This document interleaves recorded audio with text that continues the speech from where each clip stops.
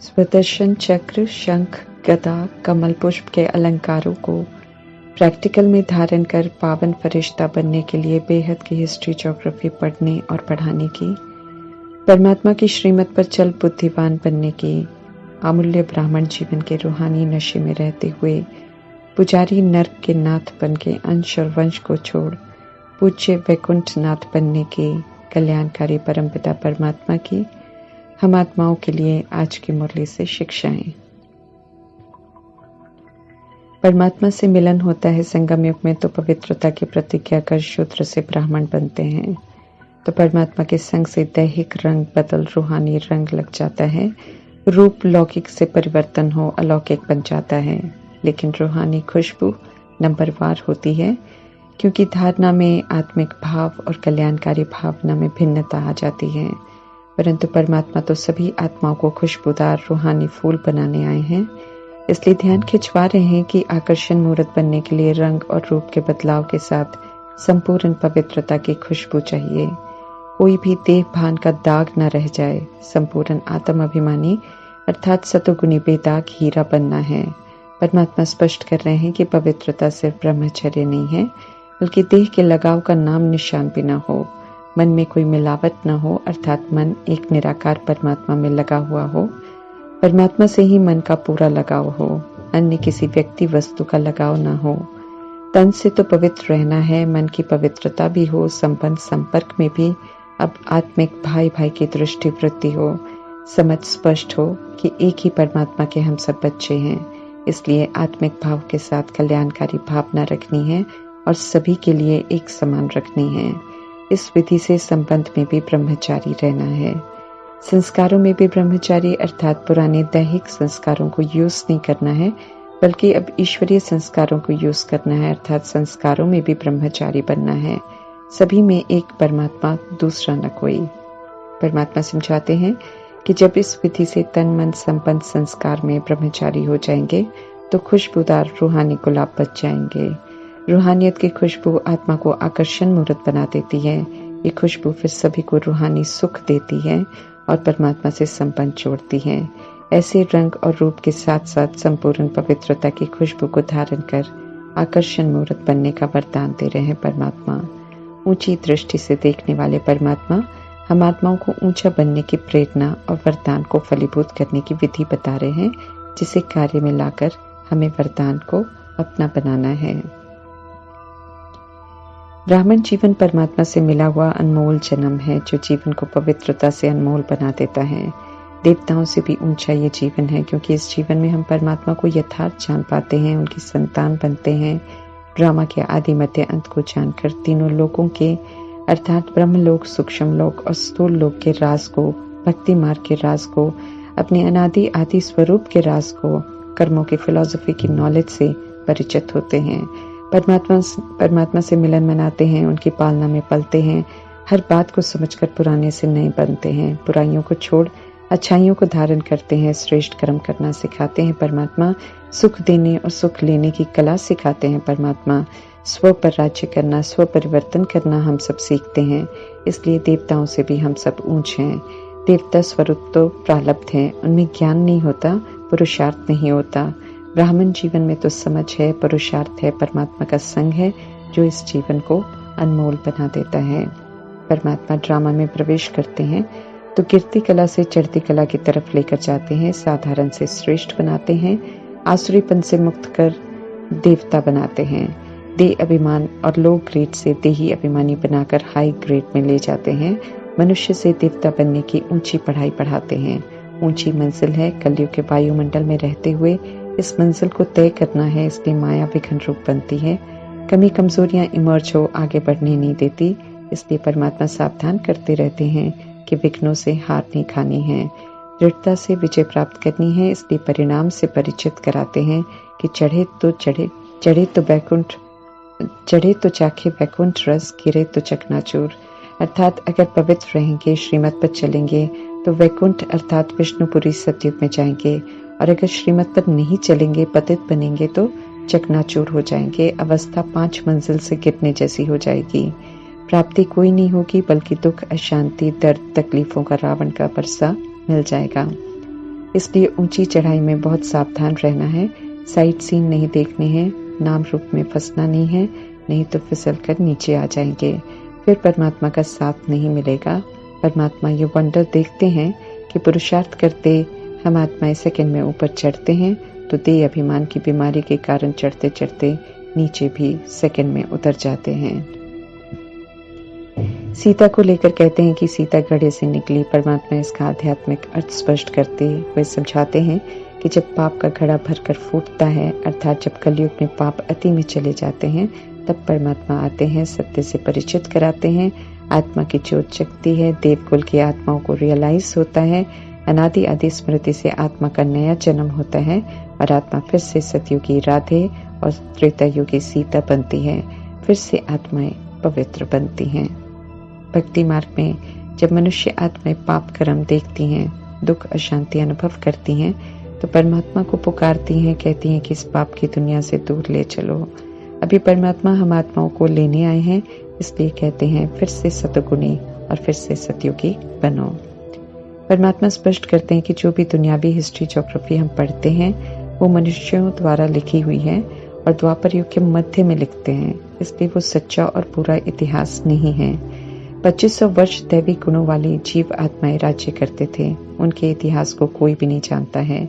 इस 2500 वर्ष का इतिहास और भूगोल परमात्मा समझाते हैं। इस समय हम वर्ल्ड की हिस्ट्री ज्योग्राफी से परिचित हैं। दुनिया कैसे शुरू होती है, कैसे पुरानी होती है, ये परमात्मा अभी हमें बताते हैं।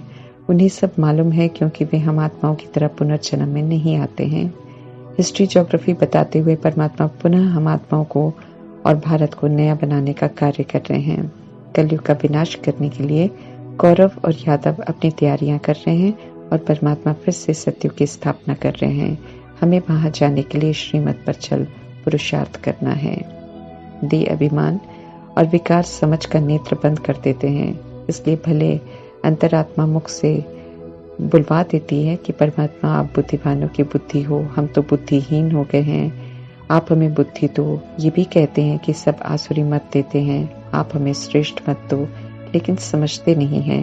यही वजह है कि परमात्मा इस समय श्रेष्ठ मत दे रहे हैं, लेकिन दिव्य बुद्धि कोई भी आत्मा लेना नहीं चाहती है। मूल वतन सूक्ष्म वतन जिसका राज कोई बता नहीं सकता, परमात्मा इस समय उन वर्ल्ड का भी ज्ञान देते हैं। मूल वतन अर्थात हम आत्माओं का अपना ओरिजिनल घर। ड्रामा में प्रवेश करने से पहले हम सब परमात्मा के साथ वहां रहते थे। सूक्ष्म वतन संगम युग की परमात्म रचना है। लक्ष्य है हम ब्राह्मण आत्माओं का कि उत्तम पुरुषार्थ कर हमें अव्यक्त फरिश्ता बनना है। जो फरिश्ते बनते हैं फिर वही देवता बनते हैं। ईश्वरीय पढ़ाई अच्छी रीति हमें पढ़नी है, समझनी है और बुद्धि रूपी झोली में धारण भी करनी है। त्रिकालदर्शी हमें बनना है। तीनों काल की नॉलेज को बुद्धि में रखकर अब अपने पाठ को करेक्ट करना है, अच्छी रिकॉर्डिंग करनी है, क्योंकि परमात्मा कहते हैं कि किए हुए संकल्प बोल कर्म का परिणाम सामने आएगा, जिसे स्वीकार करना पड़ेगा और रिकॉर्ड किया हुआ पाठ फिर से बजाना पड़ेगा। जो ईश्वरीय पढ़ाई एक्यूरेट धारण करते हैं उनकी आत्माएं वैकुंठनाथ बनती हैं। परमात्मा हम आत्माओं को पैराडाइज का मालिक बनने की विधि बताते हैं, लेकिन वे खुद पैराडाइज का मालिक कभी नहीं बनते हैं और न पैराडाइज में आते हैं। कलयुग में तो मनुष्य आत्माओं के दिल विकार रूपी किचड़े से भरे हुए हैं, इसलिए परमात्मा किसी के दिलों के किचड़े को नहीं जानते हैं। शास्त्र कहते हैं परमात्मा जानी जाननहार है, इसलिए सबके दिल की बात को जानते हैं। परमात्मा कहते हैं कि वे जानी जाननहार हैं, अर्थात सृष्टि रूपी ड्रामा के आदि मध्य अंत को जानते हैं। मनुष्य परमात्मा की ग्लानि करते हैं, कण कण में कहकर परमात्मा आकर अपना सत्य बताते हैं कि वे तो परम धाम निवासी हैं। इस समय हम ईश्वरीय वंशावली ब्राह्मण ऊंचे हीरे तुल्य संगम युग में हैं। ऊंची पढ़ाई पढ़ पुरुषार्थ कर रहे हैं दैवी वंशावली बनने के लिए। सूक्ष्म वतनवासी संपूर्ण ब्रह्मा विष्णु शंकर की पुरी है। प्रजापिता ब्रह्मा के पुरुषार्थ की ऊंची संपूर्ण फरिश्ता देवता और देही अभिमानी स्थिति है, अर्थात निराकारी निरअहंकारी निर्विकारी स्थिति है। इसलिए सतयुग की देवकुल की आत्माओं से भी ऊंचे सूक्ष्म वतनवासी देवता हैं। प्रजापिता व्यक्त हैं, अर्थात 5 तत्वों के शरीर में स्थूल आंखों से दिखाई देते हैं। अव्यक्त ब्रह्मा आकारी शरीर में है, हड्डी मांस नहीं है, स्थूल आंखों से दिखाई नहीं देते हैं, इसलिए उन्हें अव्यक्त फरिश्ता कहते हैं। तब उनकी महिमा होती है। प्रजापिता ब्रह्मा पुरुषार्थी स्वरूप है, इसलिए प्रजापिता ब्रह्मा की महिमा नहीं होती है। पुरुषार्थ करते हैं तो ब्राह्मणों को स्व के दर्शन की नॉलेज मिलती है, जिसे स्वदर्शन चक्र कहते हैं। शंख की ध्वनि अर्थात औरों से भी ज्ञान शेयर करने की समझ मिलती है।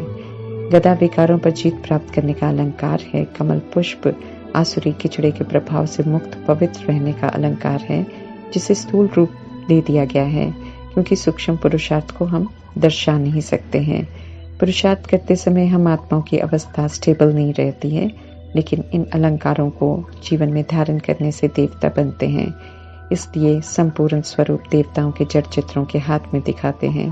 देवता बन जाते हैं तो अलंकारों की जरूरत नहीं है, परंतु ब्राह्मणों से ज्यादा उनके हाथ में शोभते हैं। ज्ञान योग के अस्त्र शस्त्र हम ब्राह्मणों को मिले हैं देवता बनने के लिए। देवता अस्त्र शस्त्र यूज नहीं करते हैं। ये युक्ति से सभी को बताना है कि ये हिंसात्मक अस्त्र शस्त्र नहीं है, बल्कि ज्ञान के अस्त्र शस्त्र हैं, जिन्हें हम यूज कर देवता बन सकते हैं। परमात्मा की श्रीमत पर चलकर विकारों पर विजय प्राप्त कर विजयदशमी मनाने वाली आत्माएं शिव शक्ति कहलाती हैं। विकारों पर विजय प्राप्त कर फिर अन्य आत्माओं की मदद करती हैं, ताकि वे भी विकारों से मुक्त हो जाएं और भारत को भी स्वर्ग बनाने में मदद करती हैं। इसलिए उन्हें शिव शक्ति सेना भी कहते हैं। बाकी स्थूल हिंसा नहीं करती हैं, बाहर के किसी असुर को नहीं, बल्कि अपने ही अंदर बैठे असुरों का योग बल से विनाश करती हैं।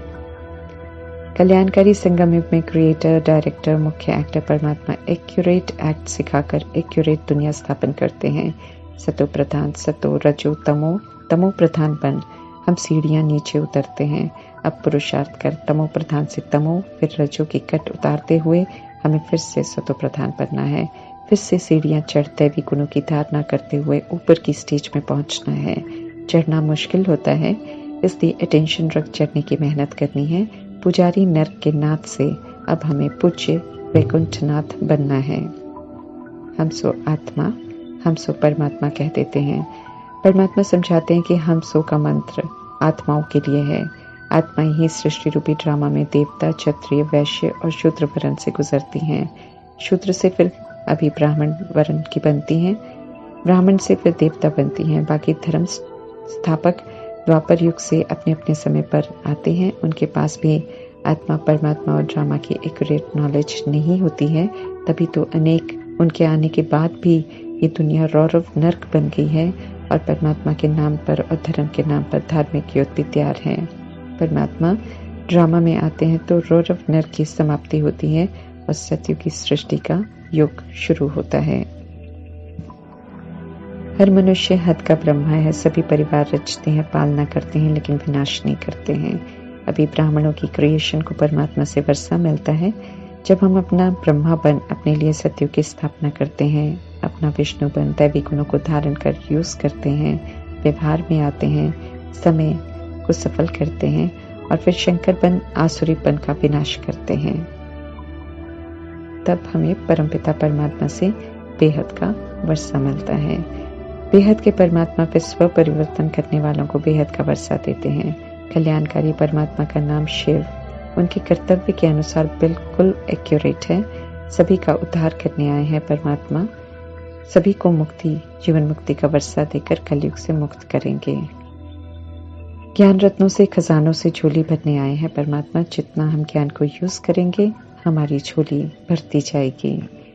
शंकर तो पुरुषार्थ की देही अभिमानी स्थिति का यादगार है, जो शंकर की आत्मा ब्रह्मा याद में रहकर बनाती है। इसलिए शंकर को, शिव को एक समझना भूल है। पुरानी दुनिया की करोड़ों आत्माएं जो परमात्मा की नहीं सुनते हैं, उनके जब शरीर स्वाहा होंगे अर्थात विनाश में विनाश होंगे, तब वे परमात्मा को याद करेंगे और शरीरों से मुक्त होकर शांति धाम में रहेंगे जब सृष्टि पर स्वर्ग होगा। ज्ञान सागर परमात्मा से मिल रहे ज्ञान को धारण कर मास्टर ज्ञान सागर बनना है। मास्टर ज्ञान सागर तब बनते हैं जब संबंध संपर्क में आते, मनसा में, वाचा में, कर्मणा में, परिस्थितियों में ज्ञान रत्नों से खेलते हैं, अर्थात ज्ञान के अस्त्र शस्त्रों को यूज कर सफल करते हैं, विजयी बनते हैं, पास होते हैं। तब मास्टर बनते हैं। ऐसी मास्टर ज्ञान सागर बन परमात्मा कहते हैं कि सभी को सत्य ज्ञान से परिचित कराना है और सभी का परमात्मा से संबंध जोड़ने की सेवा करनी है। ओम शांति।